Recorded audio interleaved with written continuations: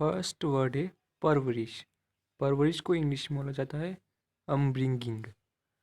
आइए इसका उदाहरण देखते हैं। उसकी सख्त परवरिश हुई है। इंग्लिश में he has had a strict upbringing. Next है बड़किला। बड़किला को इंग्लिश में बोलते हैं ग्राउडी। ग्राउडी। वह भड़कीले कपड़े पहनता है। इंग्लिश में ही वियर ग्राउडी क्लोथ्स। वह भड़कीले कपड़े पहनता है। इच्छा शक्ति। इच्छा शक्ति इंग्लिश में कहते हैं विल पावर। आइए इसका उदाहरण देखते हैं। मुझ में व्यायाम करने की इच्छा शक्ति नहीं है। I don't have the will power to exercise. मुझ में व्यायाम करने की इच्छा शक्ति नहीं है। आवास। आवास आवास को इंग्लिश में बोलते हैं इंक्लिंगिंग। इंक्लिंगिंग।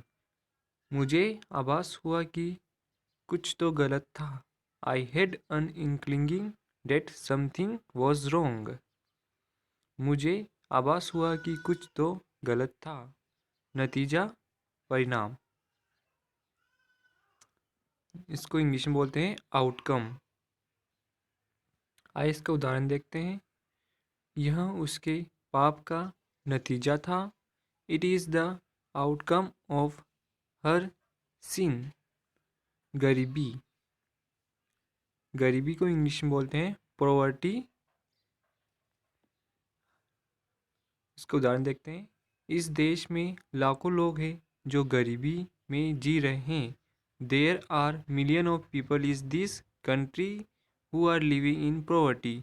इस देश में लाखों लोग हैं जो गरीबी में जी रहे हैं। नेक्स्ट है सदमा। सदमा को इंग्लिश में बोलते हैं ट्रोमा। ट्रोमा। वह अभी भी सदमे में है। She is still in trauma. खतरा।